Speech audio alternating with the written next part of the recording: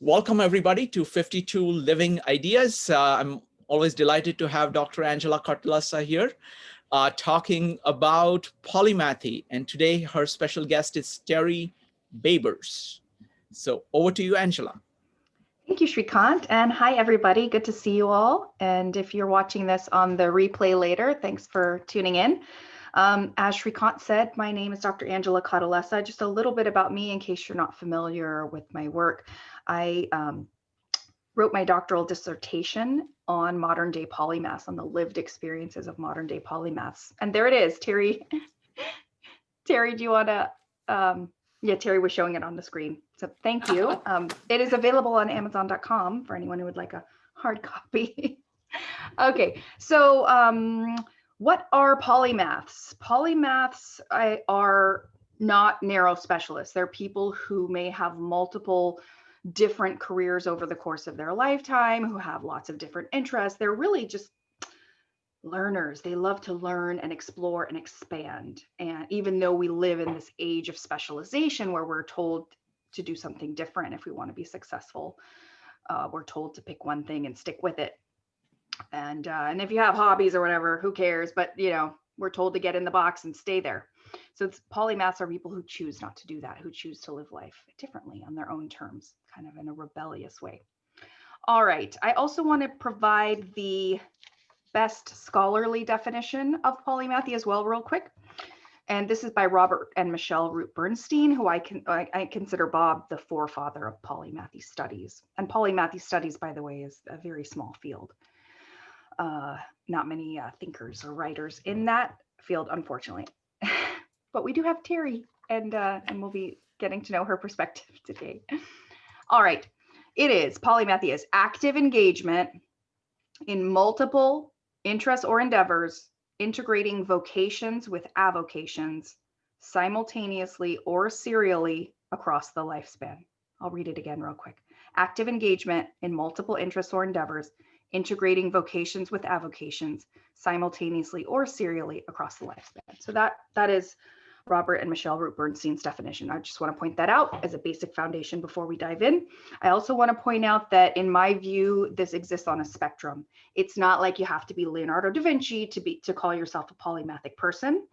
You know, there are degrees, and even at any given time in your life, you know, depending on where you're at, you may be more polymathic or less polymathic at that particular moment. So I just want to point that out, that it's not black and white, it's more of a gray spectrum for most people. All right. Terry and I met because I want to let you know how I know her and why she's here. So I have a Facebook group that I started called Polymaths Place. And the reason I started that group, by the way, is because in interviewing modern day polymaths, I realized it's kind of a difficult road in this age of specialization to chart your own path. And also polymathy is not really talked about. We don't really use that word. So even finding a sense of community can be really difficult. People felt like they didn't really have a place, or that it was even sort of taboo to even talk about it, because am I boasting? Are people going to think I'm lying to even acknowledge and talk about one's own polymathy? So I felt bad for the polymaths I interviewed. And as someone who considers herself polymathic in nature as well, I thought, well, why don't we have a place? Let's make a place. I'll make a place. I call it Polymaths Place, in fact, and it is on Facebook and YouTube. And you are welcome to join if you would like. But since I started my group, it just, you know, linkages were made and people would join who were part of Terry's group. And Terry's group, actually, Terry, I may hand it over to you at this point if you want to. We're going to talk about Terry's group. In fact, one of the first questions we're going to dive into will be about her group. But that's how I know Terry, because she has a similar kind of group in Facebook as I do. Terry, could you take a couple minutes and tell us who you are? Tell us about your background. What makes you you? Oh, what makes me me? I have a unique brilliance. And that is that I'm a jack of all trades, master of many. And which kind of defies the way that phrase is usually put out there. It's usually a disparaging term. And as I said earlier, I grew up going to 14 different schools and traveled a lot before and after high school. And even though my parents taught me that change is good and that I can do anything I want, I still felt the pressure to pick just one. And ultimately, in my careers in career program at high school, I had to pick a college, and to pick a college, you had to pick a specialty. So I chose dental hygiene. I went to dental hygiene school. And the reason I did, because I had that college and careers handbook, which was like this thick, because we didn't have the internet back in the 70s, 60s and 70s. And I had to go through that and pick something. And you know what? I could do everything in that book except maybe, carpentry, because I don't like pounding nails, but I could do all of those things. And I picked dental hygiene because guess what? I thought there was no math, wrong. And because my boyfriend was in dental school. And I went and I graduated school and I made a lot of money because it paid a lot of money. And that was like golden handcuffs that kept me trapped as a dental hygienist, scraping teeth and sucking spit for 20 years. I mean, I got to move around a lot with that job because anywhere I went, I had a job. But it was horrible because trapped is exactly how I felt. And fortunately, I got a disability and I had to stop doing it. So I went back to university, and dental hygiene is only a 2-year degree, but back in the 90s, I was making $50 an hour. It paid really well for a 2-year degree. And when I got this disability, I would have to just go back to plain sucking spit, forget the scraping teeth, and you don't get paid a whole lot for being a dental assistant. So I went back to school and got a bachelor's in human communication. And I chose human communication, Shrikant, because of exactly what you said. I want to have to do with humans. And as I was trying to think, what can I pick? What can I pick? Because I have to pick just one. I thought, if I pick communication, I have the world open to me. I haven't really picked one if I pick human communication. I ended up getting both a bachelor's and a master's in that. And at the end of that program, I discovered coaching, and that was back in 2000, and entered this program of study for coaching. And I still thought I had to pick just one. So I picked career coaching. And I quickly realized, and this may be too much information, stop me, go like this if it's too much information. I picked career coaching, and then I realized nothing happens in a person's career that isn't impacted by their life, the rest of their life. And nothing happens in their life that isn't impacted by their career, whether it's a long-term career in the government or starting their own business or whatever, or academia, it all blends together. So then I went back to school because love of learning is one of my character strengths, and I learned more. Now, I loved school because I could learn and learn and learn. And, but still I was torn because they kept telling me I had to niche down. I had to pick just one. Frustrating, very frustrating, pulling my hair out just the way I was when I was 18 in that college and careers class, and I had to pick just one out of that big old book.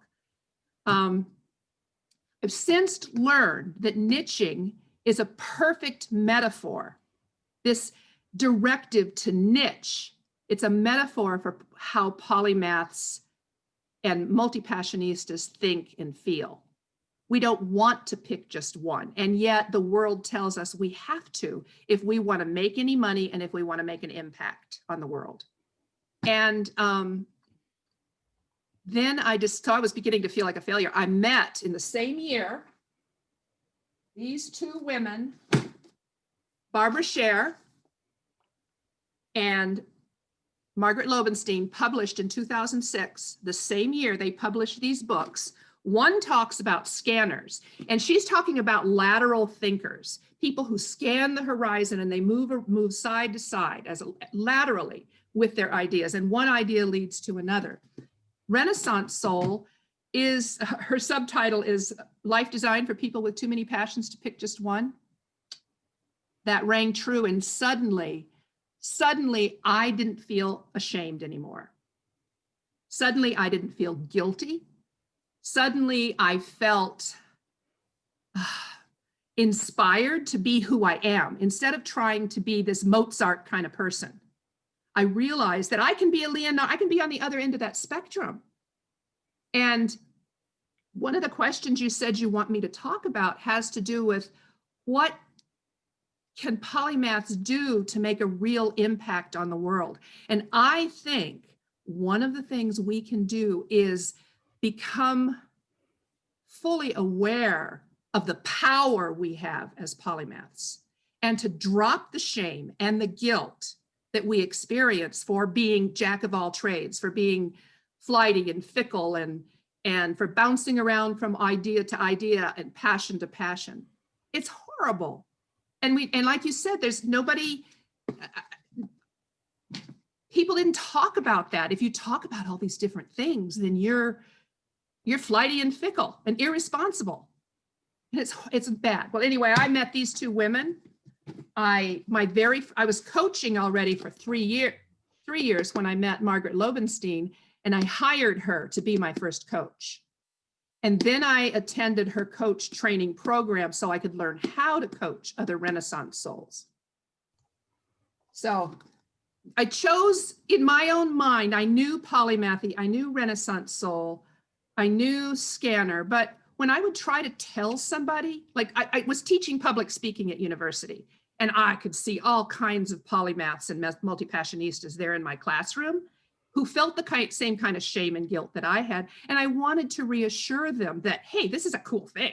This is how you're wired. You're created to be this way so you can do what you're created to really do in the world. But when I would use terms like polymath or Renaissance soul, they'd go, huh? And finally, I started saying multiple passions, multi-passionistas, and it was like light bulbs started going off. They recognized the term, and they didn't have this not good enough. A lot of young people in particular have this feeling of not being good enough to call themselves a polymath. Mm-hmm. And honestly, Angela, having watched some of the interviews you've done, I'm thinking, am I really enough of a polymath? Do I really have enough to be talking to these people? I mean, I still have that. I mean, we all still have it. Have that not good enough syndrome, NGES. I don't know how else to say it. But so my answer to that question about what can we do to change the world, what we can do is become fully aware of who we are and the power we have to make an impact on the world. All right. Thank you, Terry. Can you guys sense her enthusiasm? She loves this stuff. So it's so great to have you here, Terry. So you mentioned your Facebook group. I mentioned your Facebook group, and you mentioned this word multi-passionista that you use. So the name of your group is Multi-Passionista Profit and Impact Tribe. I'm curious, like, what motivated you to start that group, to really like formally, create it and dedicate yourself in that direction? It took a while to get there. I first coined the word in about 2008, and I had coaches telling me I should focus on that group of people, but I'm not good enough to do that. so I didn't. But eventually, exactly what you said as your reason to start Polymath Place is why I decided to start this group, because people need to be around like-minded people. And that doesn't mean we have to agree on our politics or our religion or our dietary habits. It doesn't mean, that's not what that means. That means that we understand one another's thinking process, that we understand and respect who each of us is at the core. And growing up in a world that is infused with Mozartism, with that hyper specialization, it's like we tiptoe around our multiple passions and our multiple areas of expertise. I mean, I know lawyers who are ashamed that they left their medical practice to become lawyers. And they're even more ashamed that they're now running a restaurant, you know, 3 different areas. And they're embarrassed by that because people don't understand. And their mom says, would you just settle down already? You're never going to be happy if you don't pick one. Or their spouse and children say, oh, you know, you're so successful. You're doing such an important thing as an environmental engineer. For example, I had a client who's an environmental engineer and had been for years. And she was doing wonderful things. And she was a really awesome leader for in her entire organization, which is an international organization, and specifically for this location here in Fairbanks. And she's doing such wonderful things. She made great pay. She had friends in the office. She had colleagues in the community. And she was just done with it. And her family said, no, you stay with it, stick with it. Why would you want to quit? And she can't explain to them why she wants to leave, because they don't understand this concept, this Leonardo style of lateral thinking and desire, this curiosity that they have, that they want, and they want to follow that curiosity. We want and learn in depth on many things.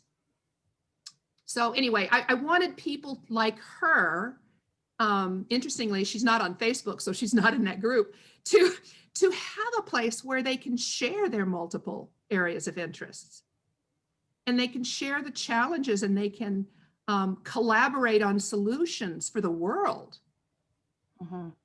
So I think like Sir Kant said, I was born to talk, and maybe I'm letting it get away here. Please interrupt if you want me to move on or. No, that was great. Thank you, Terry. So you're a coach for Polymaths, and I'm sure over the years you've seen the same types of struggles and challenges that polymathic people tend to experience. I'm wondering if you have any opinion on what could be the biggest game changer for polymathic types. Like if they could just figure out or get good at fill in the blank, then they could really leverage their talent to the fullest, even in this age of specialization. Well, it goes back to what I've been saying. If they could just get really good at knowing themselves at the core, knowing their own strengths of character, their own talents, which, by the way, talents are very different from strengths. A talent is like an opera singer. She has this beautiful voice and stage presence, and she's traveling the world, changing the world with her beautiful voice. And then guess what? She gets throat cancer and she can't sing anymore. So now what? Is she doomed?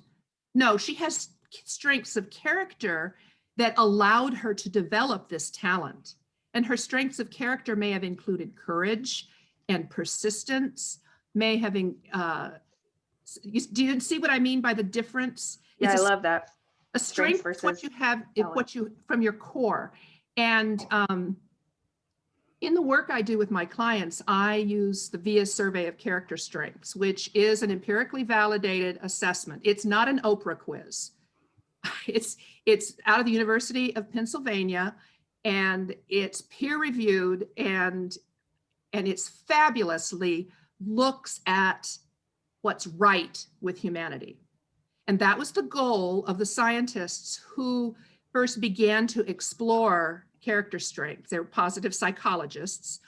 And what they wanted to do is kind of what I try to do with my clients, is figure out what are all the symptoms of what's right in your life, rather than a medical definition, the symptoms of what's wrong. This is what's wrong with you. Now we have a diagnosis and a treatment plan. Instead, let's look at all the symptoms of what's right with your life when you're at your best, and help you develop those. So Michael Jordan is a great basketball player, and I don't know much about basketball, but he shoots baskets, right? He's good at that. He knows what he's doing. Guess what he practices all the time to develop? Shooting baskets. He works to develop that talent he has, and he uses his character strengths to build on that talent.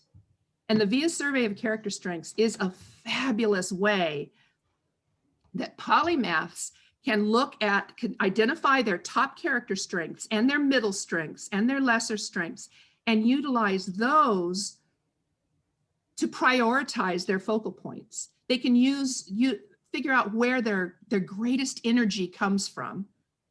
So I may be interested in 4 different things right now, but if I sit back and think about it, which one energizes me the most? And it's probably somehow connected with some strength of character I have that makes me want to pursue it. So that's the one I'm going to pursue. And that's what makes it, that's where we can make the biggest difference in the world, I think, is by knowing who we are when we're at our best and then putting it to good use. Makes sense. Yeah. What would you say the greatest superpowers of polymaths or multi-passionistas, as you call them, are? Off the top of my head, right away, I say curiosity and love of learning. I think those are the top 2. And those are our character strengths, by the way, that I would love to do some research on that to find out polymathic thinkers and their character strengths, to find out if my hypothesis is true or not. Because I believe that those are 2 of our greatest character strengths. Another one I believe is zest, enthusiasm. Now, I obviously have zest. I have arm flapping, flaming zest, but there are introverts who have zest as well. And that's the enthusiasm and the energy they have for doing what they are meant to do. And that's enjoying what they're doing. So I believe that curiosity, love of learning are their top superpowers. And this idea of, I call it dot connecting. Some people call it analogic thinking, lateral thinking. Analogic thinking is connecting dots. Actually, it's connecting the dots from her environmental engineering field to the dots from her skills as a concert pianist, this woman I was talking about earlier, and doing something where the dots connect, and being able to think in terms of metaphor and analogy, imagery, to explain how something that seems totally unrelated. So there may be a problem that has been presented to the world or to a group of people or a team, and this person has experience that seems totally unrelated, but yet she has this analogic thinking, this lateral thinking skill, and this ability to combine both convergent and divergent thinking. So left brain combined, linear sequential thinking combined to put her right brain creative processes into play. So curiosity, love of learning, analogic thinking, lateral thinking.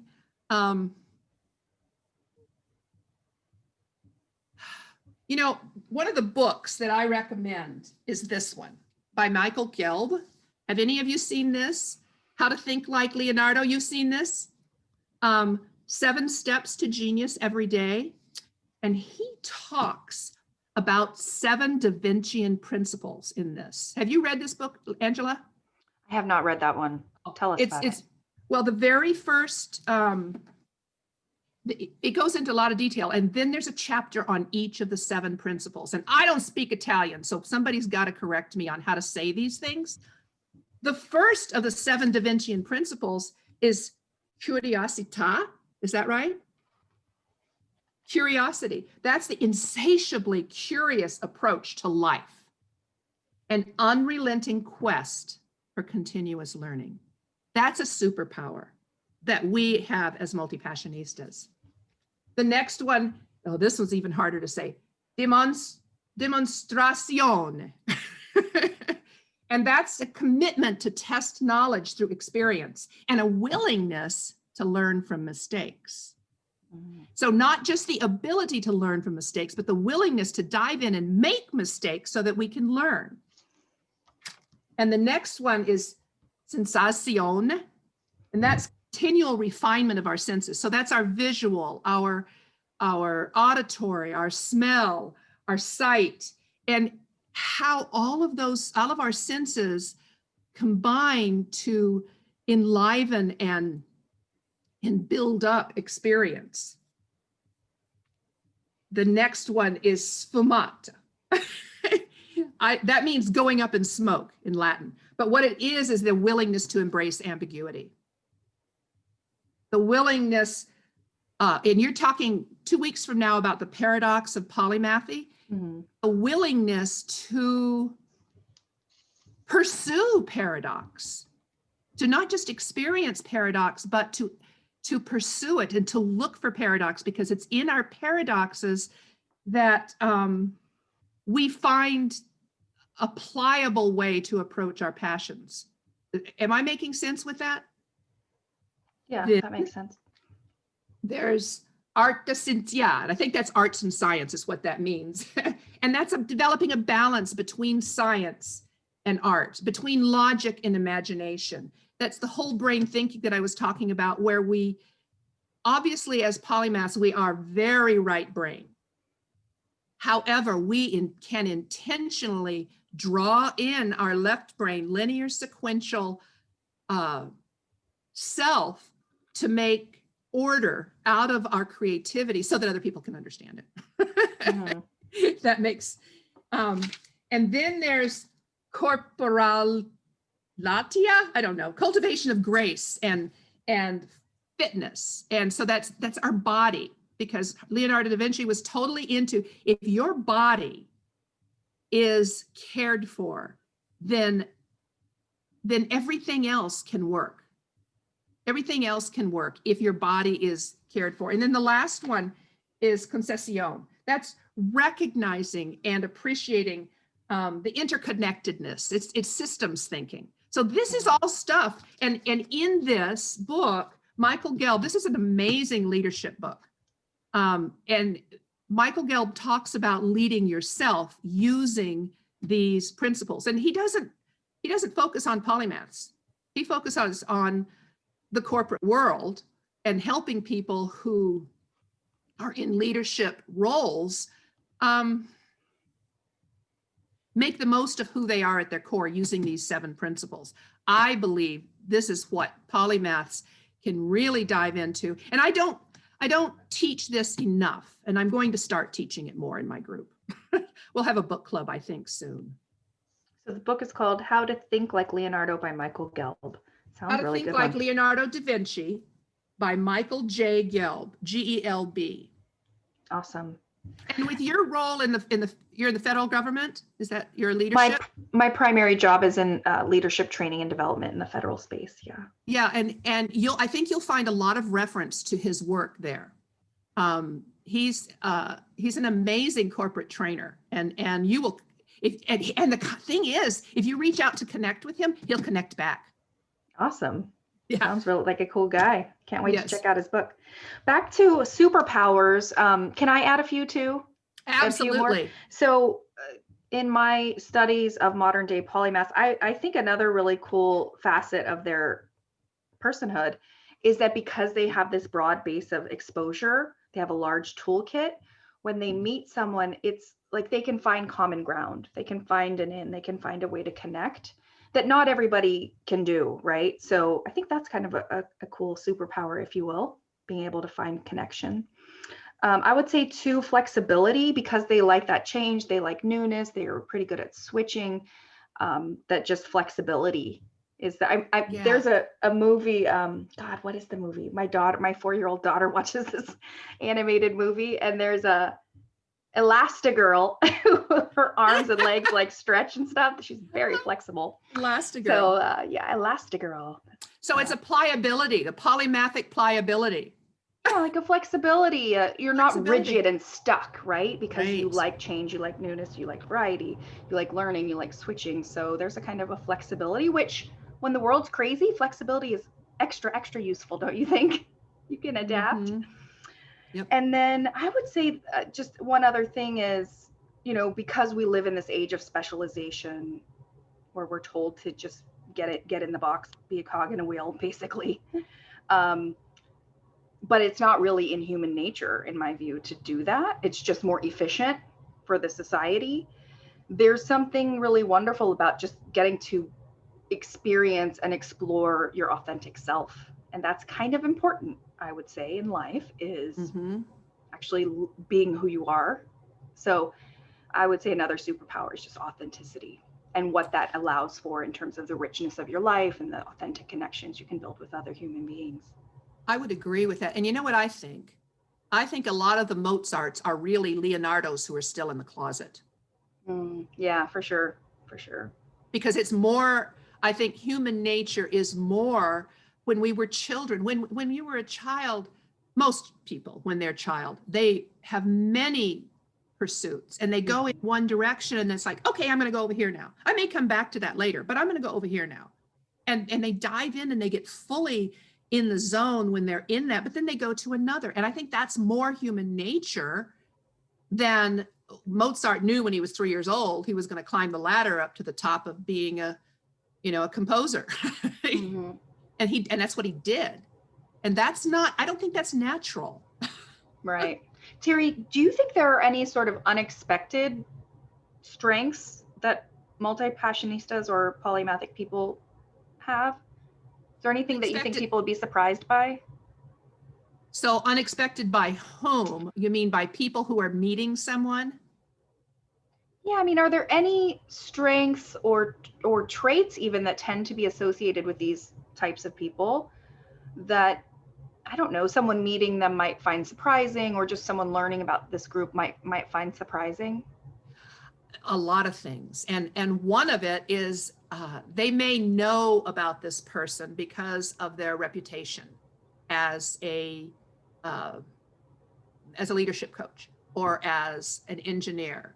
They may know about that person because of that. And then when they meet that person, they discover not only that, but they're also an amazing pianist, like I said, or they're a concert, they play guitar at a concert level, or that maybe they're a basketball player in the NBA, and it turns out that they're also run a program for youth in the inner city.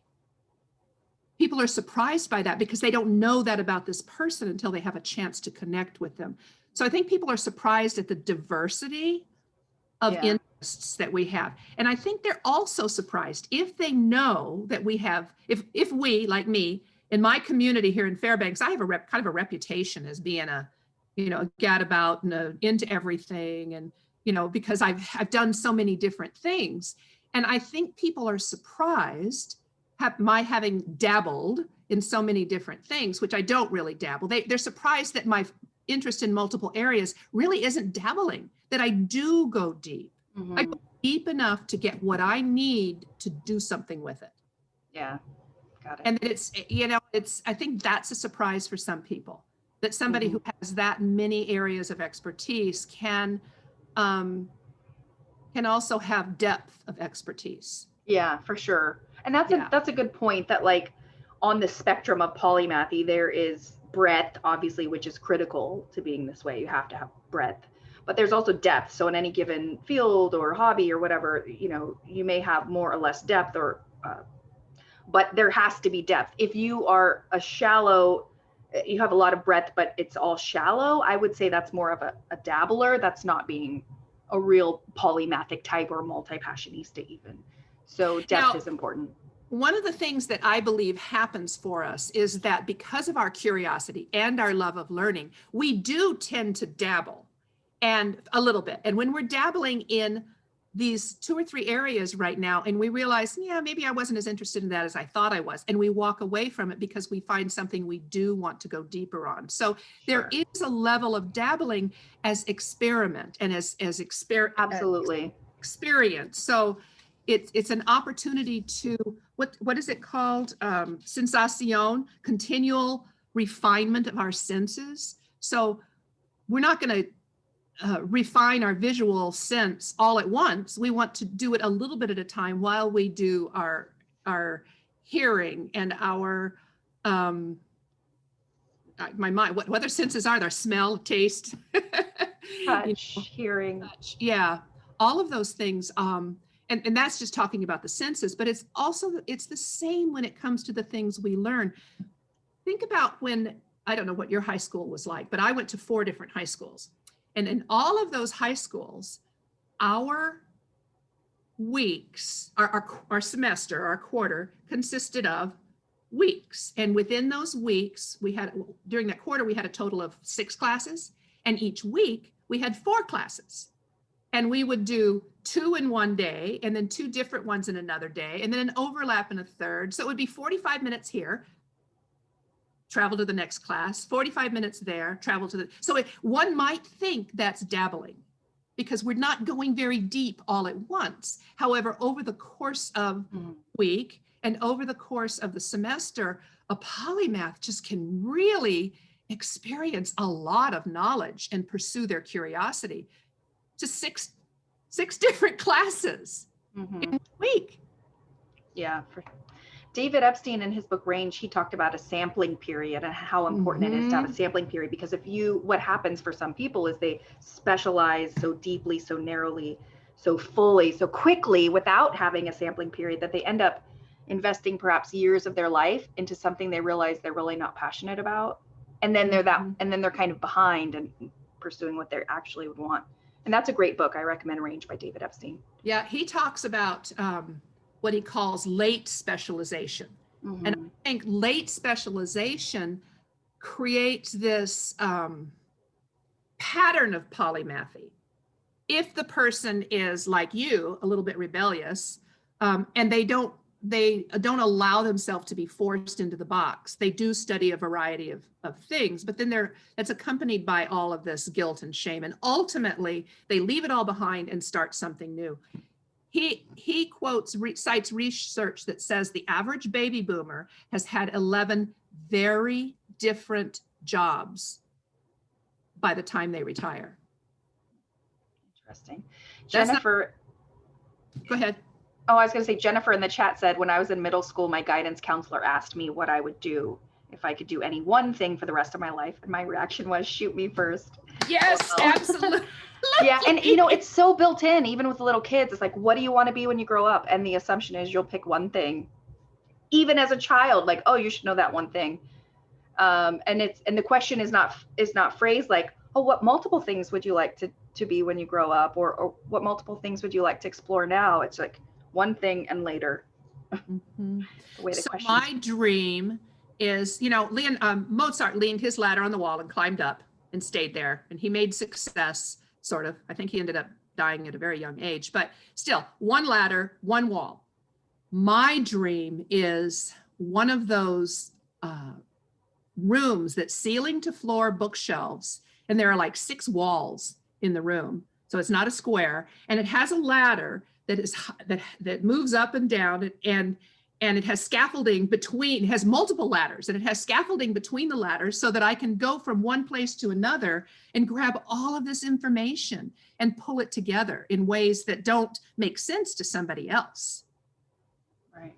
And careers can be the same way, or businesses, entrepreneurs. I think entrepreneurs are frequently multi-passionistas. Oh yeah, definitely. Yeah.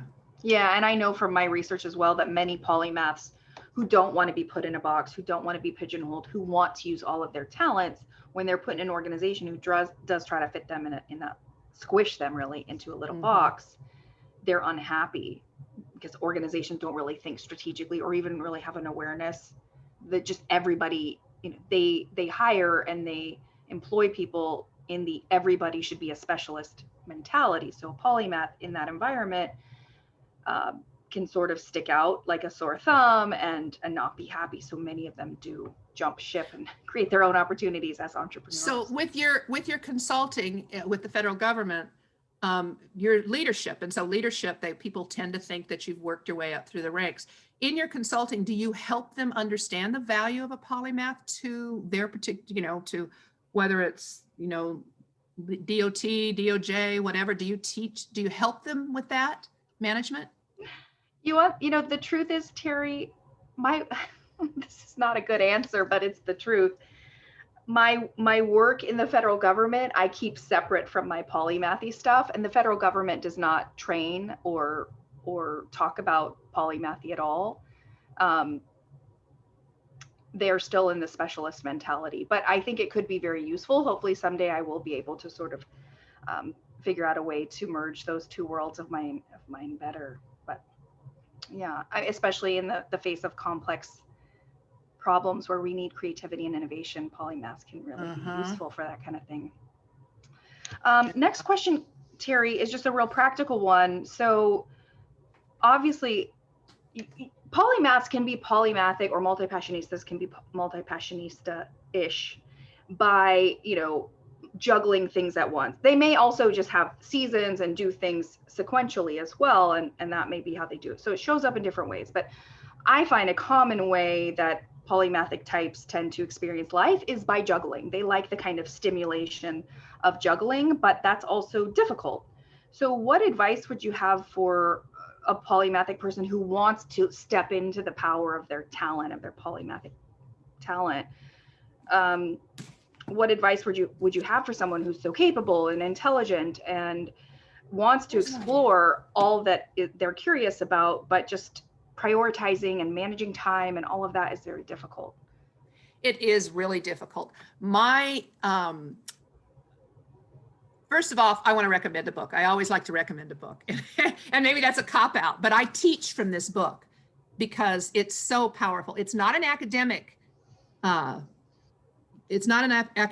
read.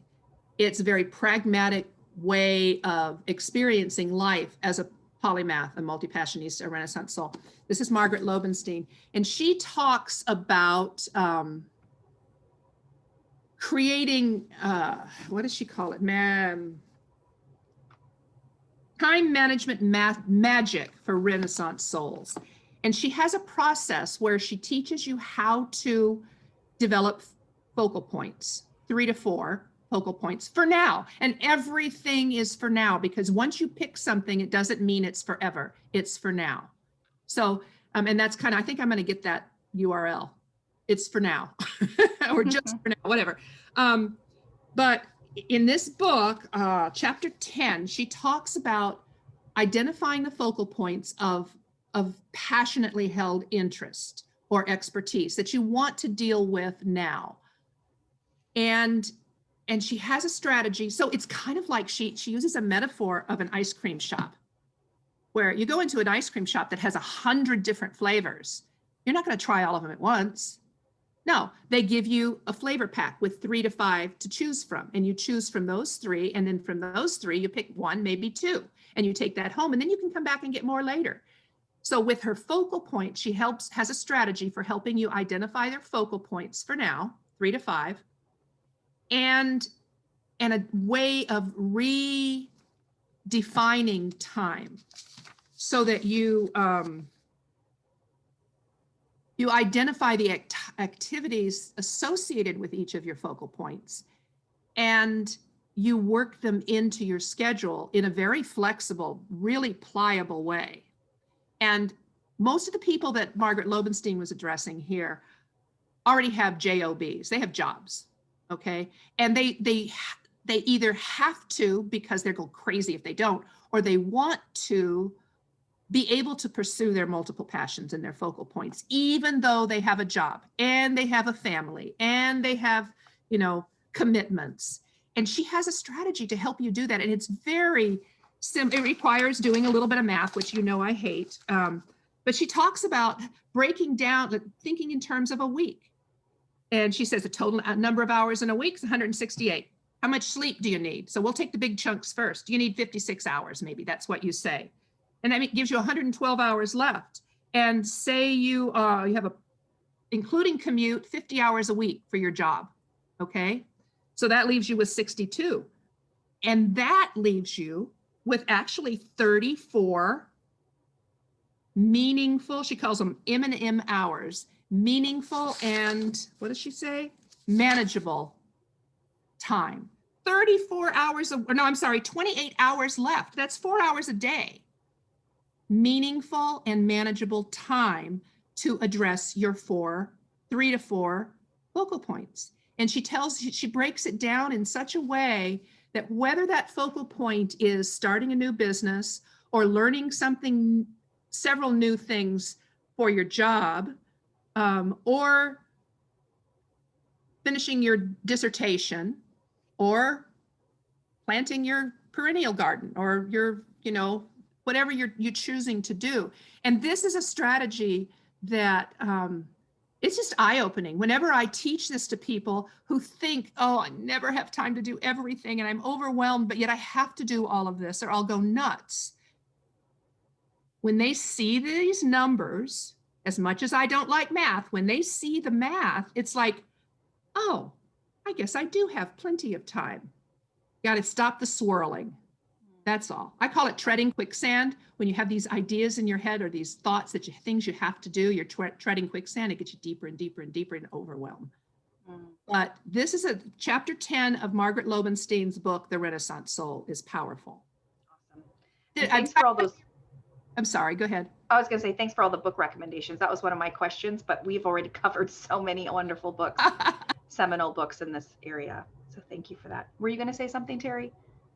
Just more about time management. If you do some Googling for different ways of managing time, you'll see where they talk about batching your time. And that's a singularly passionate way of naming these focal points, where you batch your tasks according to the time you have. Margaret's strategy of looking at focal points acknowledges that you do have these really diverse areas of expertise and interest, and that you're compelled, you're wired to pursue these passions. And if we don't, then you're just going to go back in the closet and you'll suffocate. Terry, how do you think our world would change if polymathic people were more appreciated, more integrated, more leveraged? Oh, I think a whole lot of the conflict in the world would dissipate. I really do. One of my areas of expertise is I'm a mediator for the state court system, or I was here in Alaska, and I've stopped doing that. But in the process of mediation, when you have a group of people who are in a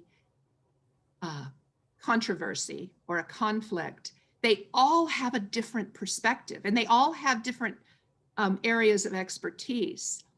And if a few of them are polymathic, I find that the conversation opens up because they can make these connections. They have this lateral thinking.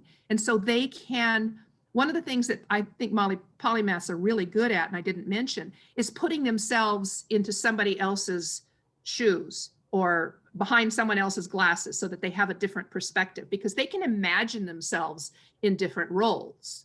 And so when they go into those different perspectives, I just think that they can cushion the conflict. If you have, that's one of the things that would change. Mm-hmm. Yeah. So, another thing, one of the problems with a lot of corporate teams or governmental teams is that they're siloed. They're very much siloed into one, but by the very nature of specialization. And I think leadership in corporations has begun to realize that it's good to have cross-disciplinary teams, right? So you have teams that where the doors of the silos open up a little bit and people interact and they go back and forth and exchange ideas that are more lateral thinking. Well, the thing that's brilliant about us as multi-passionistas and polymaths is that we're our own team, our own cross-disciplinary team, all in one person. Mm-hmm. And we have respect for someone else's, especially when we're in groups like the Polymath Place or the Multi-Passionista Profit and Impact Tribe. When we're in groups with other polymaths and multi-passionistas, then we're surrounding ourselves by people who have that lateral thinking, that skill of both convergent and divergent thinking. And so we can help, I think, whatever problems, whether it's has to do with land use or climate change or COVID or, God forbid, politics, we have solutions if we have enough faith in ourselves, if we have enough confidence in who we are at our core and enough belief in our own power as polymaths to speak out and to help other people make connections. Terry, if our society doesn't morph out of this age of specialization to appreciate this, the more polymathic way of contributing, thinking, living, what do you think the cost will be? Oh, Lord. You know what? I can't even imagine that that's not going to happen. I mean, I can't even imagine it's beyond me to imagine that polymathic thinkers will continue to be disparaged. It's beyond my imagination to think that only singularly passionate, only specialists and hyper-specialist people will receive will have the credibility to make changes. I think the world is changing enough that it's not going to go back. People like you and Michael Araki. Michael Araki, who has created an entire area of study. It's a new area of study, but you know, every area of study we have was once a new area of positive psychology was once a new area of study, and now it's spread around the world. Via survey of character strengths is, I think it's like 65 languages now, and millions upon millions of data points have come in from people taking that assessment. It was once new and nobody was talking about it. And it's making big changes in the world. Same thing with polymathic studies. And you've got a lot more to contribute than what you've done. I mean, you've done this, guys, if you haven't, so yeah, this is a good one. This is very pragmatic. This is an interesting combination, an exciting combination of academically presented and well-researched, and it's really readable. I mean, it doesn't read like a novel, but it comes close. Wow, thank you, Terry. You've done a really good job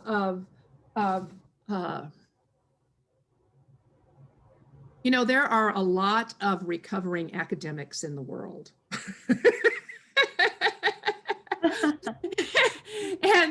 and they want, and I think I'm kind of one, I want the things that I teach and the ways that I present things to be well-researched and documented and cited and everything, but I also want it to be relatable. Mm-hmm. And that's not the easiest,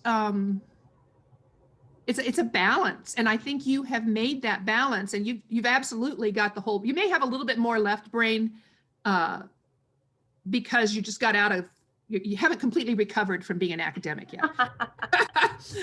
but if anybody's interested, this book, well, you've got to be interested. It's good. And you can get it on Amazon now. And I want to say too, it's also available for free digitally if you Google In Pursuit of Polymaths, or if you Google Angela Cotalessa, my name, you can read it for free digitally on ResearchGate. I put it on Amazon because I had people who wanted the hard copy. Well, let me make a suggestion. I mean, it's good that you offer it for free, but having it on Amazon and having it searched on Amazon will raise polymathy in societal awareness. And that's an important aspect of making sure that we don't all get stuffed back in the closet.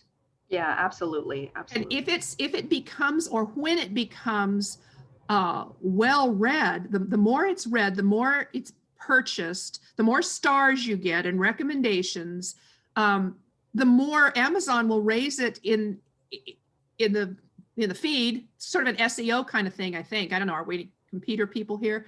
But that's an important, I think, writing books like this, or I think somebody just quoted, there are a lot of books out there now that talk about Renaissance souls. I should write a book. I would love to write a multi-passionista manifesto, but you know. Do it. All right, I think we have time for one more question, and then we're going to transition into Q&A. So I'm going to ask my last question, Terry, just a very personal question, because you're clearly a polymathic person, a multi-passionista yourself, even though it's also your audience and your you know, your target audience. But so when you reflect back on your own life, how do you think being a multi-passionista, living your life in a polymathic way, impacted your experience of being a human being?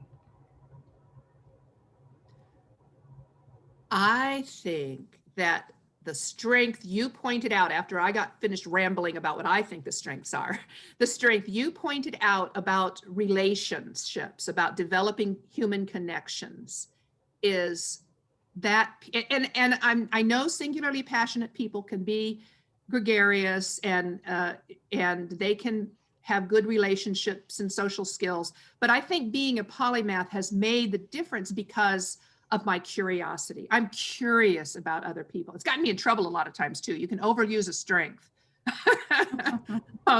But I think that I mean, it was hard always being the new kid. I got to tell you, it's really hard being the new kid. You don't have the right clothes. You didn't listen to the right, you know, radio station and music, and you didn't study the right chapters last week because you're in a totally new program.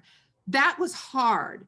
But being a polymath and being excited about learning new things and connecting and developing relationships is what I think made me able to make it through that with pride intact. And it also actually, believe this or not, it actually helped me survive being a dental hygienist. Because as a polymath, that piece you were talking about, relationship development, there's a very different way of doing it as a polymath.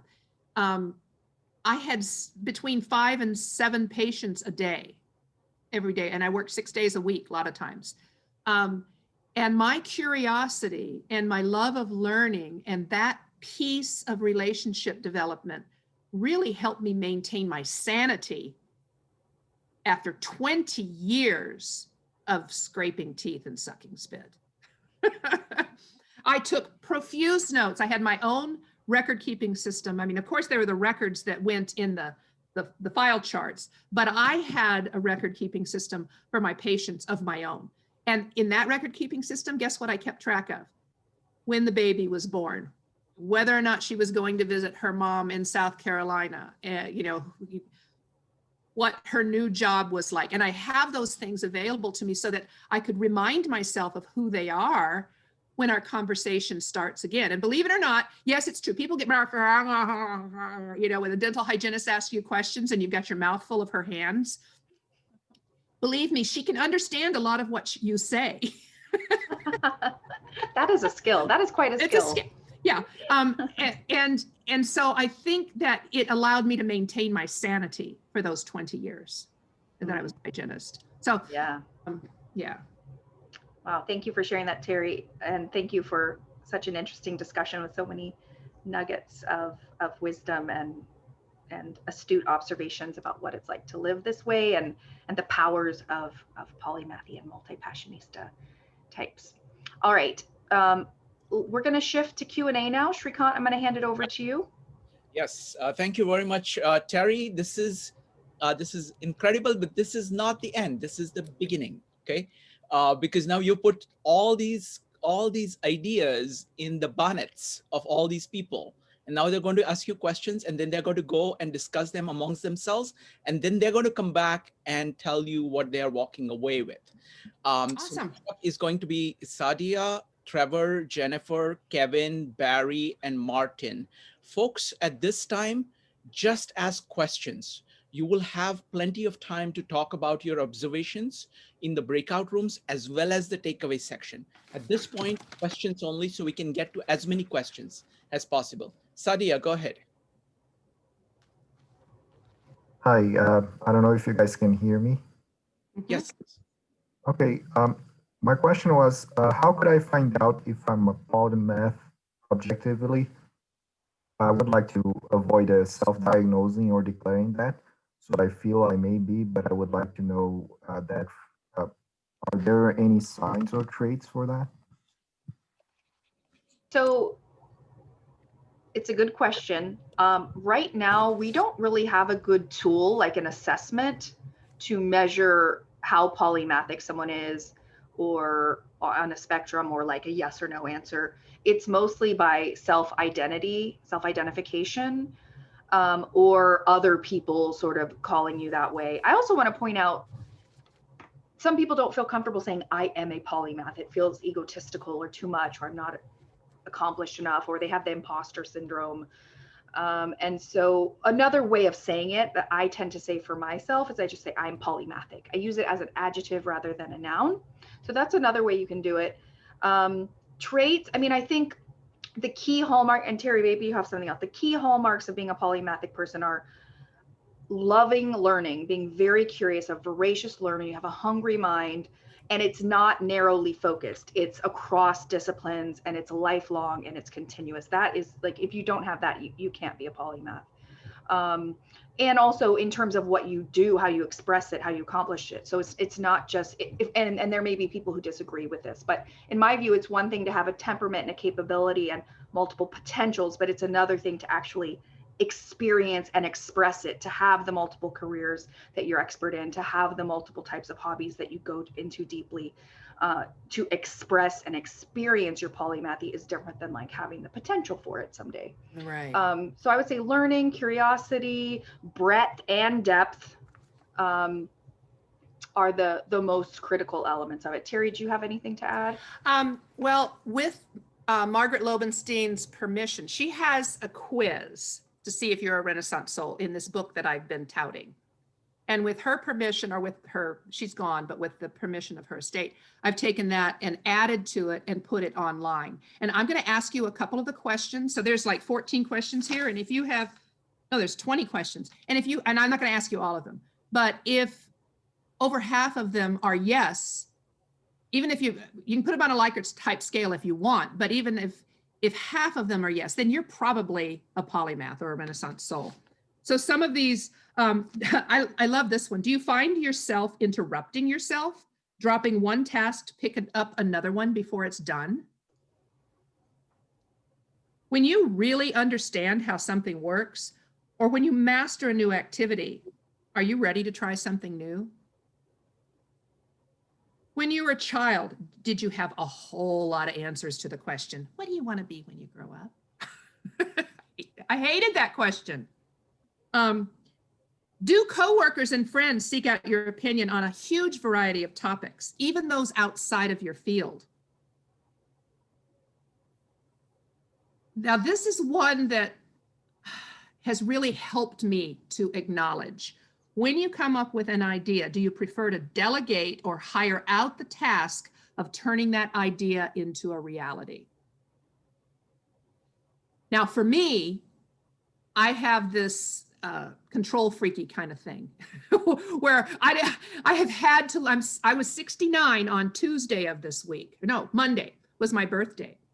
And I have taken all this time to learn how to delegate and to learn the real value of it, because I get these ideas and I want to implement them, but because I've got so many other ideas, I don't have time to implement them. So they go by the wayside, either that, or I put them in my idea book. So I can come back. I love that. If I want to come back to it later. Okay, so are bookstores and libraries like a candy store to you? Places where wonderful and intriguing items are on display at every turn. Has a friend ever suggested that you become a contestant in a game show?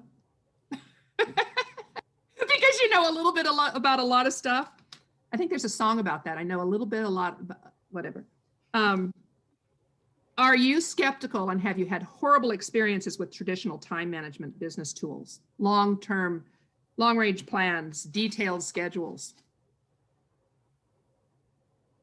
This is one. Do family members offer this kind of advice? You ought to settle down and get known in one field rather than switching from career to career. And this is a problem of polymathy.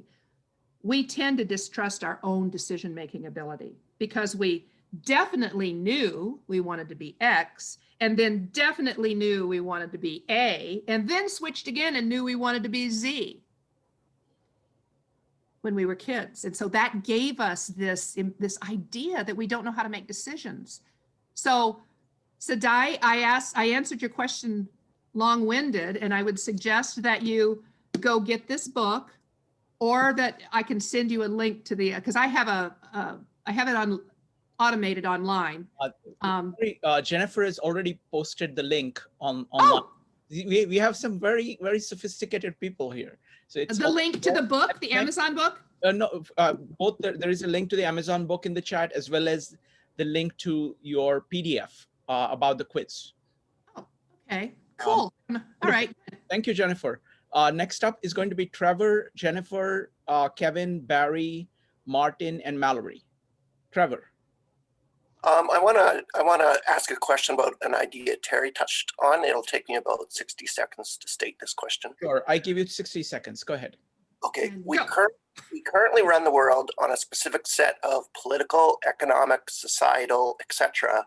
ideologies, systems, processes, etc. And we do so using specific, extremely suboptimal modes of communication.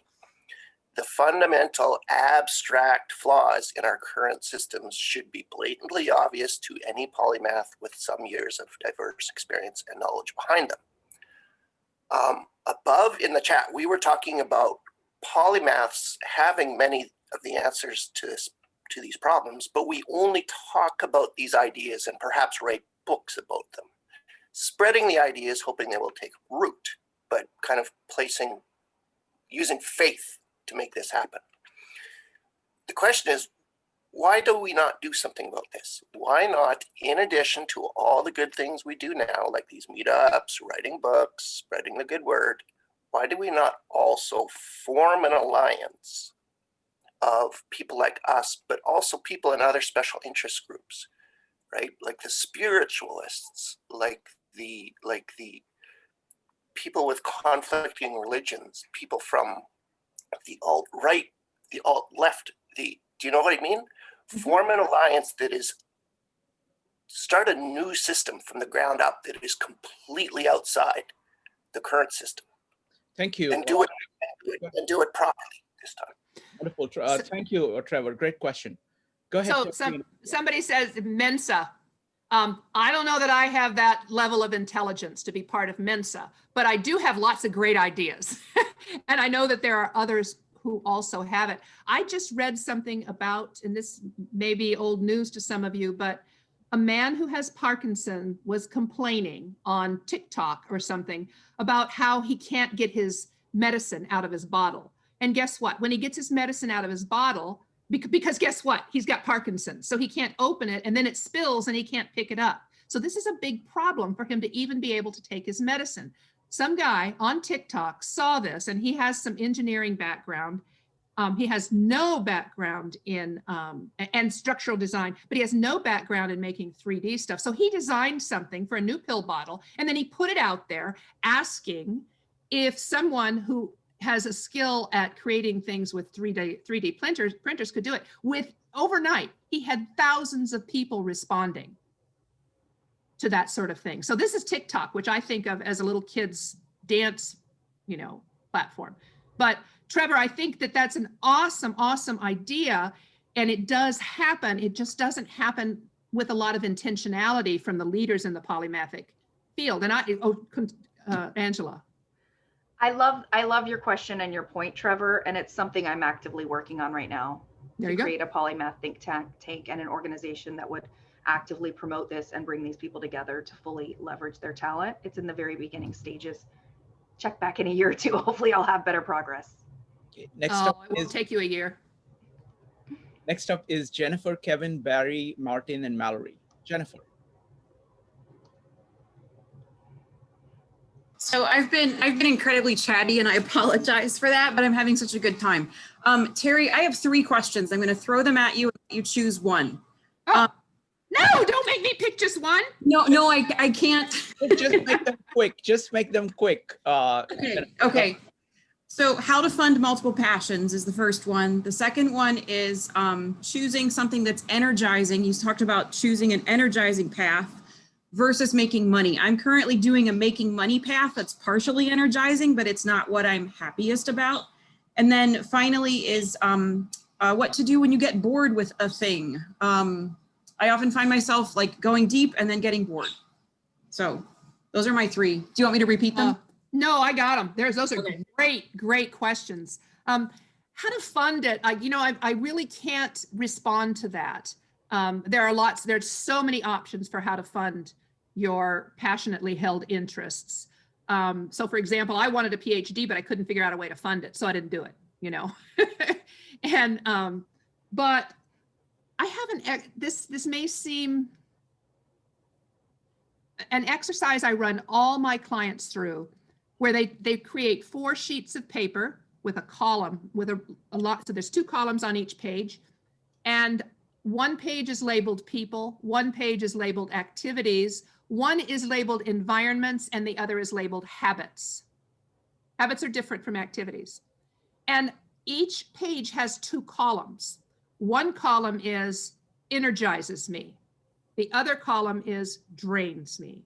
This is essentially a bullet journaling exercise that can expand, but you go through and you think in terms of all the mundane and exciting things in your life, and think about whether or not they energize or drain you. And by the way, energizing and draining have completely different physiological responses. When you're feeling energized about something, you feel it in your body differently from when you're feeling drained.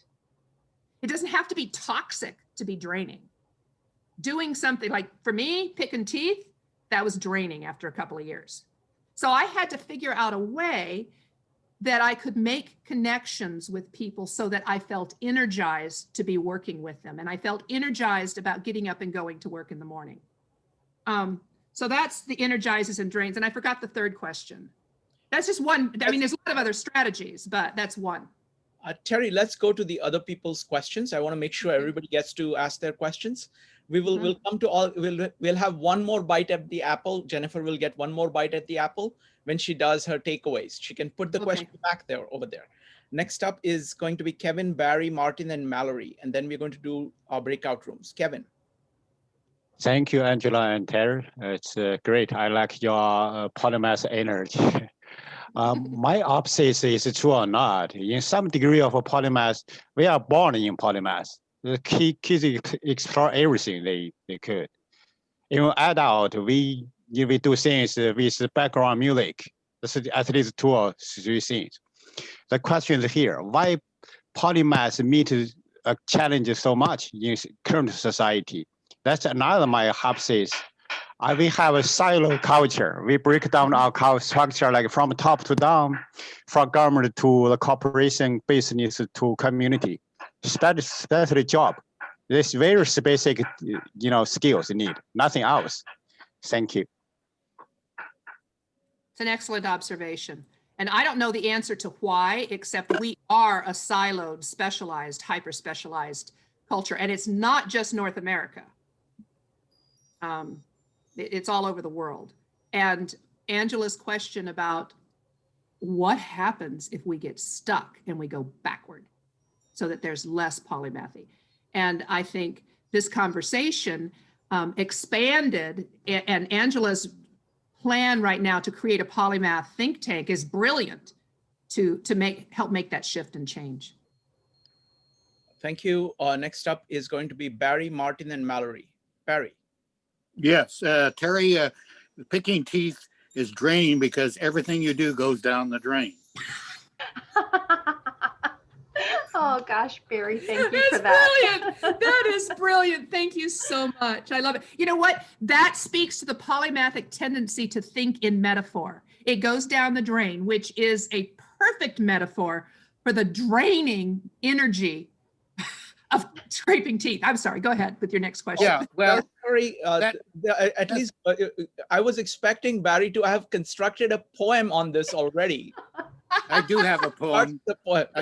Go ahead. I do have a poem here, which leads to my question. My question really is, if you're going to form a tank, as a system engineer, scientist, poet, yogi, composer of music, all these things. That's you?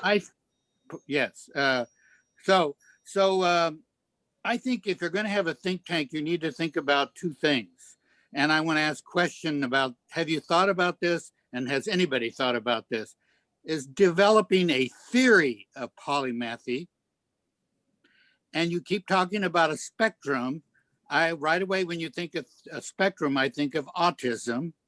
I think of IQ. And when you have a spectrum, you need to have a method of measuring a spectrum. And so there needs to be, and what I'm doing as I study this myself for my own use, I'm finding it necessary to adopt different theories, and I'm trying to combine them, like the theory of positive disintegration I've talked about. That's one theory. But I want to leave you with 3 stanza poem before I leave.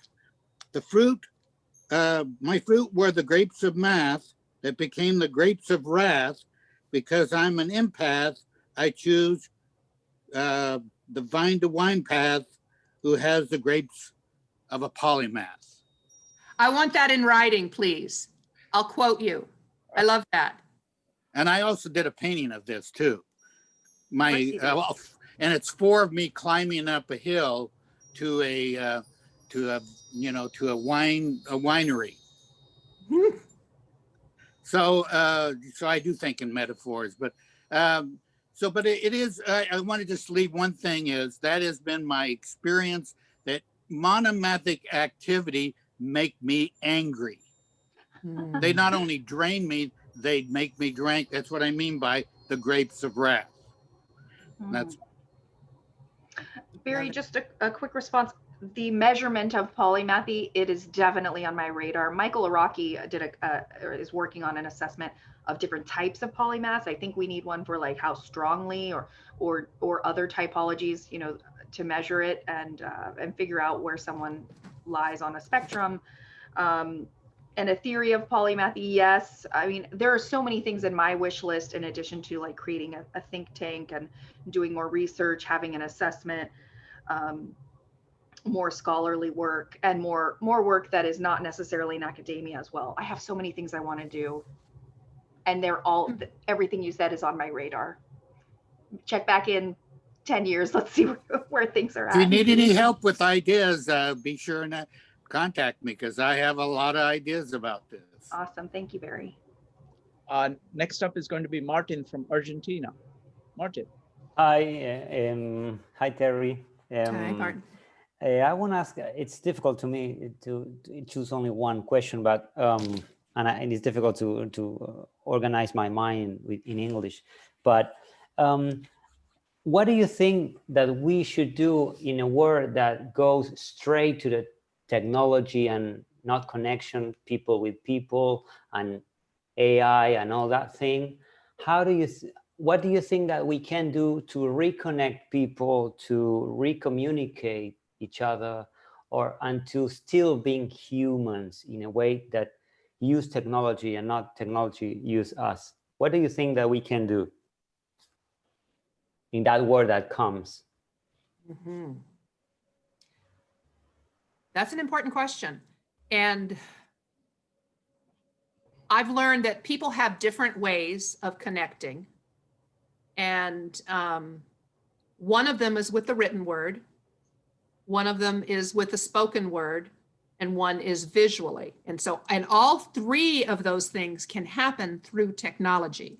And we can truly connect with one another using those 3 senses: audio, visual, and the writing. I don't know what sense the writing is. I guess it's it's tactile.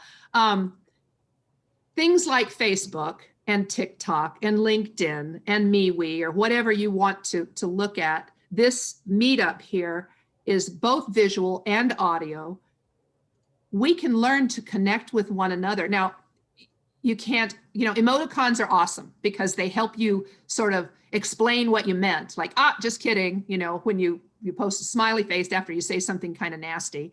But learning to have respect for those 3 different forms of communication that happen through the technology that you're describing, Martin. You know, of course, there's face-to-face that includes all of those, including the nonverbal, all of those. I don't know if that answers your question. Angela probably has a little bit more lucid response.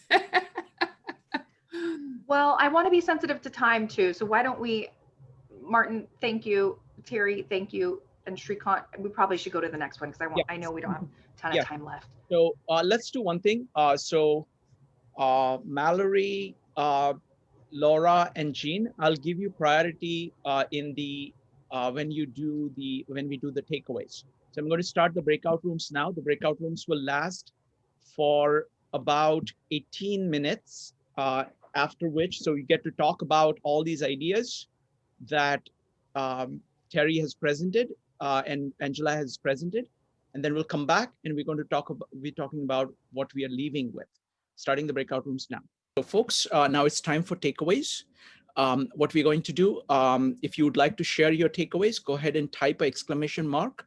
I'm going to give priority to people who had put the exclamation mark first. And Terry, once everybody has spoken, both you, Angela, and I will get a chance to respond at the end. But we'll start with everybody's takeaways first. So it's going to be Mallory, Laura, and Jean first. Mallory. Hi, I had a question that I wanted to ask first. I was wondering, what is the best way to have a business as a polymath? Because it's so difficult to maintain the idea over time. You get bored and you move on. I didn't know if there might be any tips or tricks or thoughts for that. Excellent. Everybody is, welcome to put questions down, and we will deal with all of them together at the end. Next, sorry. Laura, followed by Jean, Barry, and Linda. Laura. Why do you feel the need to have to name yourself or identify yourself, to say that you're a polymath? Isn't it just enough to be somebody who likes, has interest in many areas? Okay. Does it really matter? That's a really good question, but we're going to address it later, right? All the questions we are going to handle later. Right now, people are talking about what they got from the meetup and what questions remain. And then we will deal with all of them together at the end. I'm keeping track of all of them, and Angela and Terry, you're welcome to keep track of them. But if you would like, I'm keeping track of all of them. So I'm going to recount all the questions, all the takeaways, so that we can respond to all of them. Next up is going to be Jean. Jean, go ahead.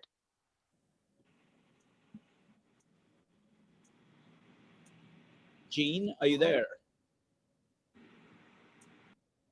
Okay, sorry, I forgot that. Yeah, it's great meeting. I have similar question. Why have to label ourselves? But every time I join the meeting, I understand more because it's really helped me to see so many commonality between the people talking and me. For example, the idea book, I have so many ideas every day and I cannot have time to do all of them. So I actually discussed with our group. I said, I realized in order to, we have so many ideas, in order to make them happen, we have to have leadership skill first. Another one, we have to work with people who are more specialized because then they can focus on one thing to get it done. So when I first working, I realized as a polymath, there's a lot of disadvantage because I'm a big picture person.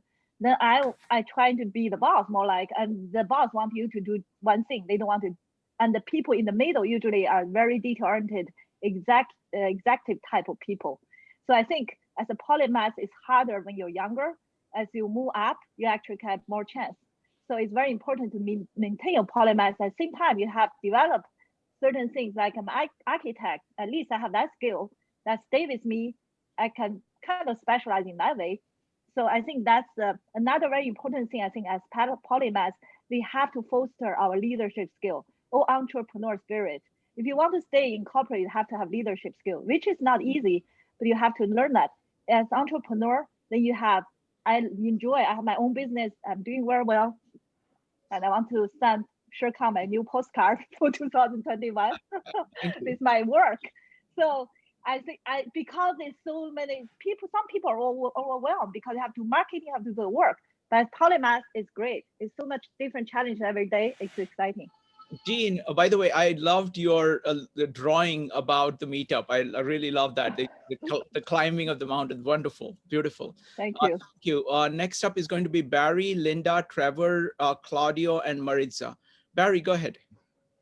Well, I'm an INTJ or / ENTJ on a Myers-Briggs on the Big Five. I'm high on openness and conscientiousness, and I just kind of intuitively come up with the theory that, and this is my main takeaway, that NTs are very high on the polymath, and people that are high in openness and conscientiousness are high on polymathy. So I think there are connections to various personality traits, theories that connect with polymathy. And I think if you did a kind of a comparison between people that are polymaths and the kind of personalities based on these different personality tests, you'd find there would be a pattern. And that's my theory. Excellent, excellent observation, Barry. Next up is going to be Linda, Trevor, and Claudio next. Linda? I was very impressed by Terry's discussion of the value of a polymath as a mediator. Angela, when you create this think tank, it could be so important for our government, what the influence polymaths could have on it. I have a question to add to that. Does either one of you see particular leaders in our government who probably are polymaths? Okay, thank you. Thank you, Linda. Next up is going to be Trevor, Claudio, and Maritza. Trevor? I just wanted to, we were talking about this in our breakout room, and I just wanted to kind of put the bug in other people's ear. We were talking about movies like The Matrix and The Truman Show. The Truman Show is a show where Jim Carrey, from the time he was born, was purchased by a TV network and raised in a reality dome.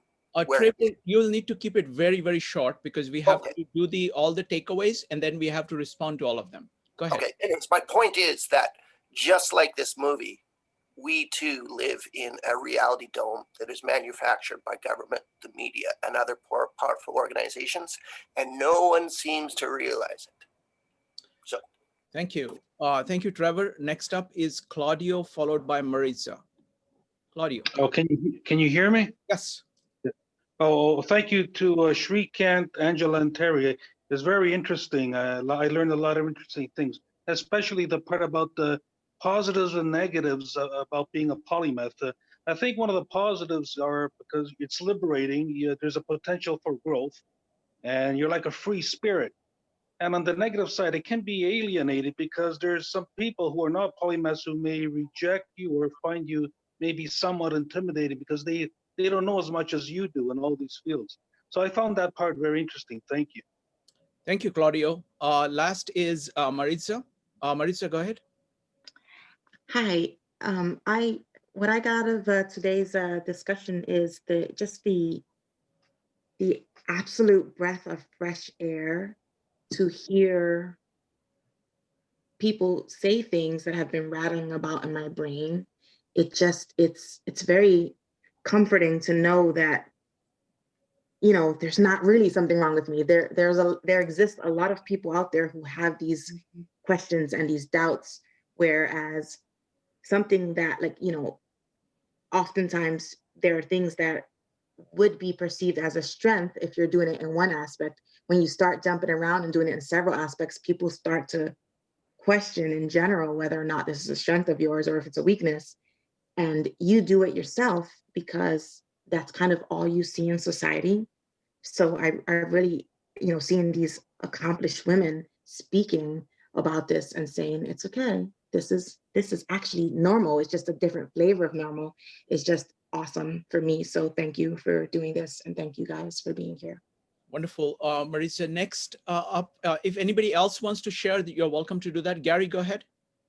An icebreaker that I've used with when I run into somebody I'm curious, like let's say there's somebody repairing an elevator, say, I'm a curiosity junkie. What could I learn about your job that you're able to show me or tell me right now? And that seems to break an easy way instead of saying polymath, just say curiosity junkie.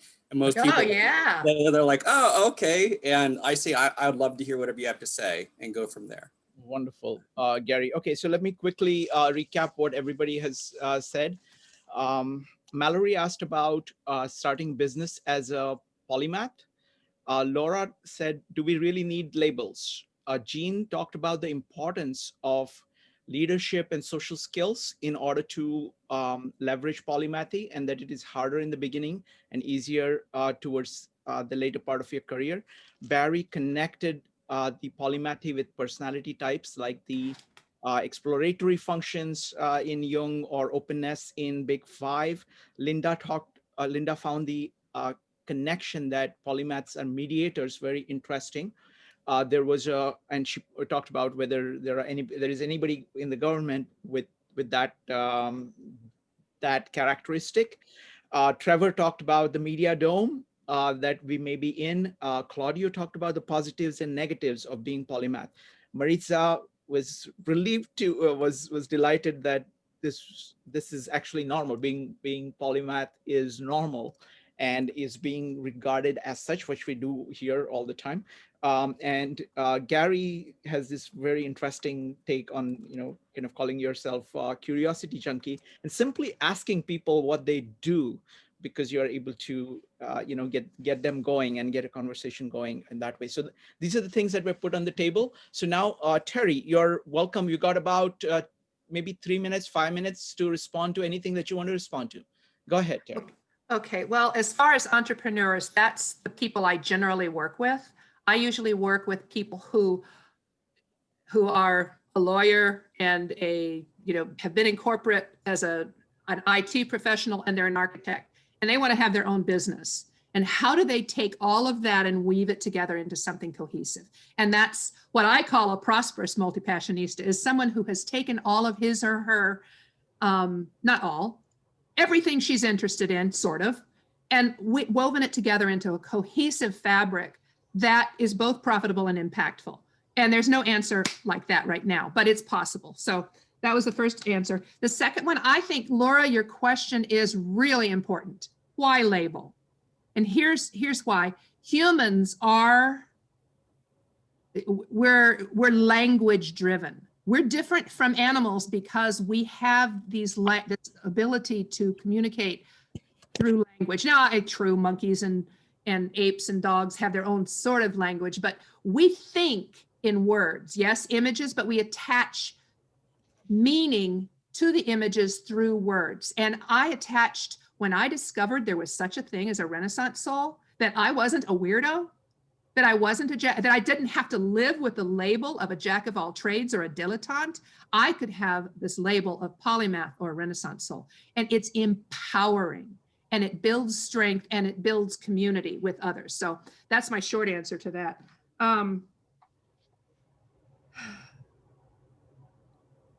I don't even remember some of the other questions. There were a lot of really good ones.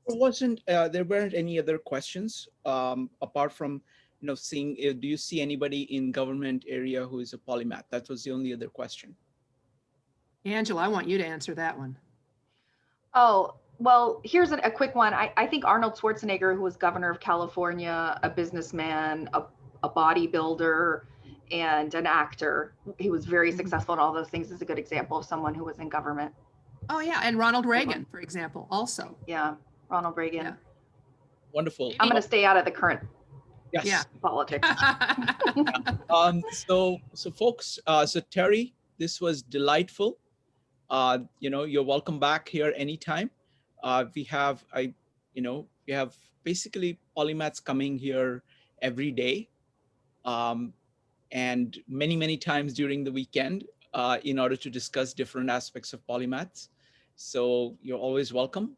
And Angela, you're getting very good guests. And I think today's interview was really wonderful because Terry got to speak a lot. about, and there was no way to stop her anyway. So I'm sorry. no. Great. It is delightful. It is delightful. I wish I could have talked even more.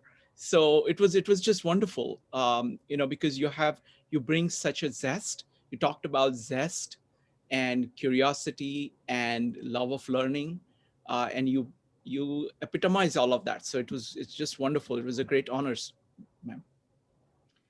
Thank you, Shrikant.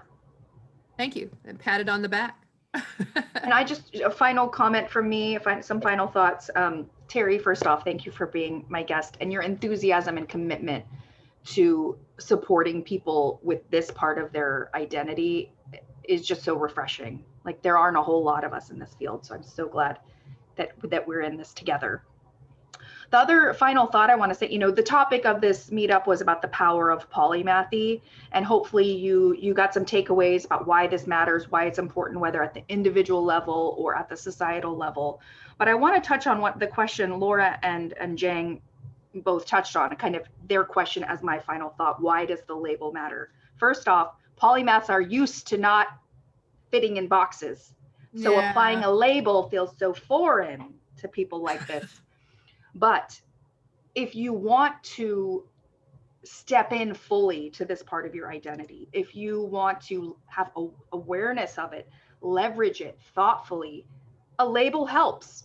We are a creature who uses language, and being able to claim it and step into it will make it more powerful, in my opinion, as opposed to, I'm not going to have awareness, I'm not going to have a label. No. I'm just going to meander through life and not name it or claim it. So I guess that's my final thought, is if you identify as a polymathic person, if you want to leverage this part of your capacity, then claim it.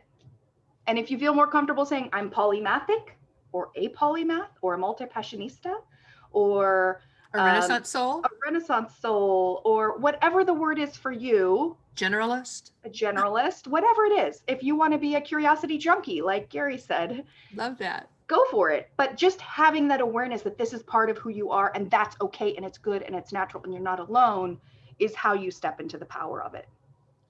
The end. So just a second, Laura. We are wrapping up the meetup. Give me just a second.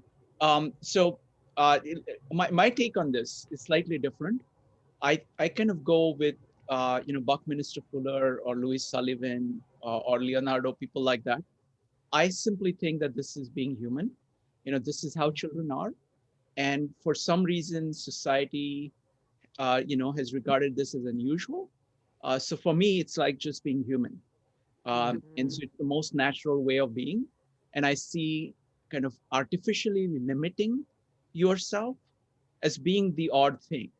So it's kind of reclaiming your true nature, your true self, as human beings, and not letting the current fads of the society govern, to kind of having to kind of create a category for yourself. So I think this is just being human. So that's my take on it. Yeah, and human's a label that I'm proud of. Yes, exactly. Exactly. Wonderful, folks. So we are, thank you very much.